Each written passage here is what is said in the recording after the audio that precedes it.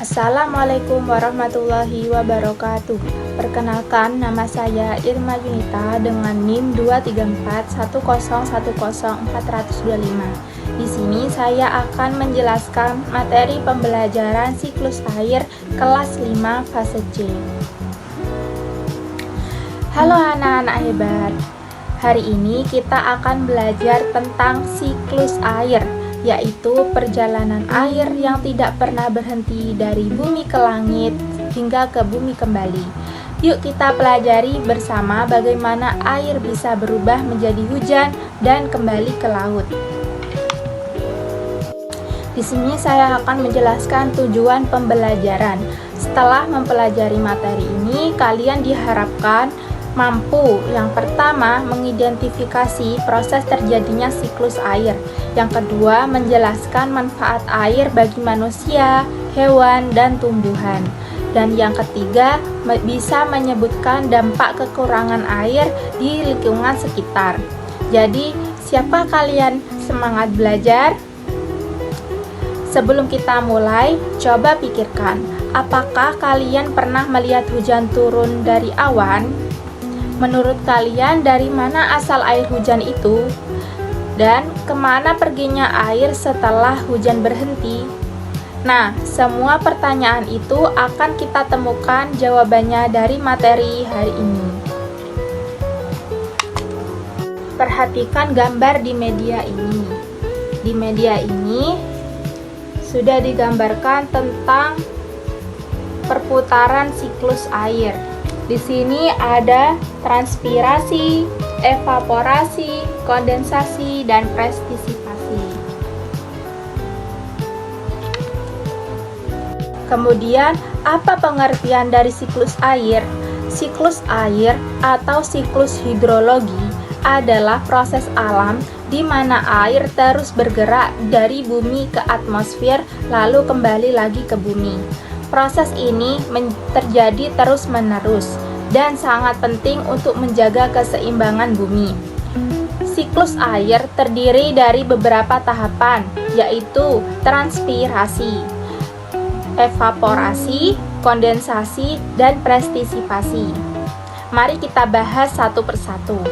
Yang pertama, transpirasi. Transpirasi adalah proses penguapan air dari permukaan daun tumbuhan. Air yang diserap oleh akar naik ke daun, lalu keluar ke udara melalui pori-pori kecil yang disebut stomata. Meskipun kecil, proses ini membantu menambah uap air ke udara dan sangat penting bagi kehidupan tumbuhan. Yang kedua, evaporasi.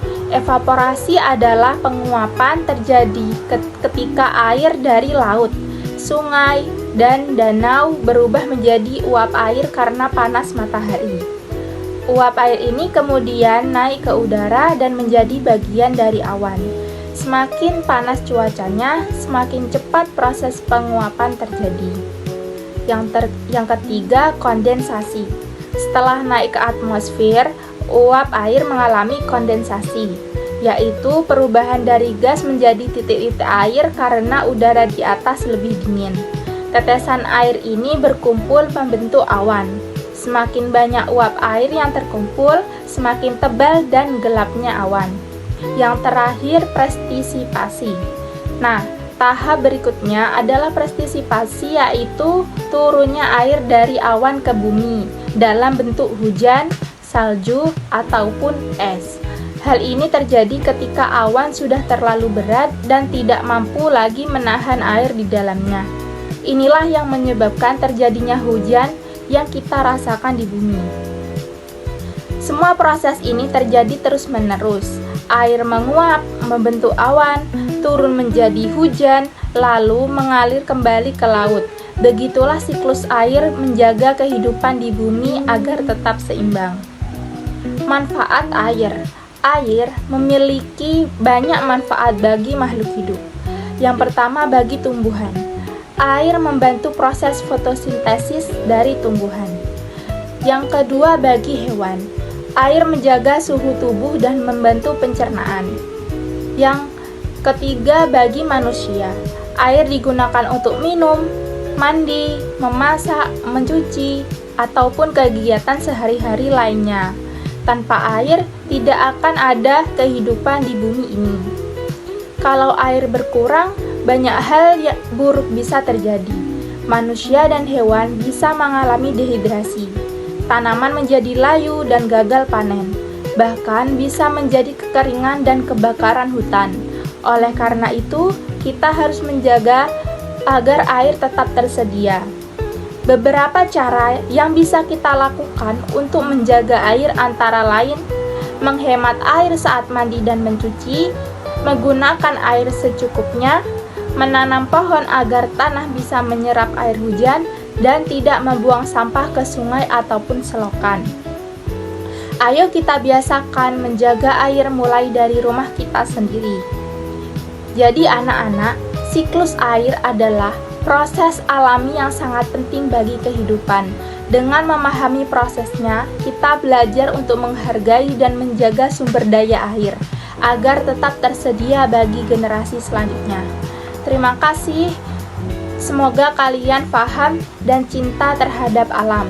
Semoga jumpa di pembelajaran berikutnya. Dan jangan lupa jaga air dan jaga kehidupan. Jika ada salah kata, mohon maaf sebesar-besarnya. Wassalamualaikum warahmatullahi wabarakatuh.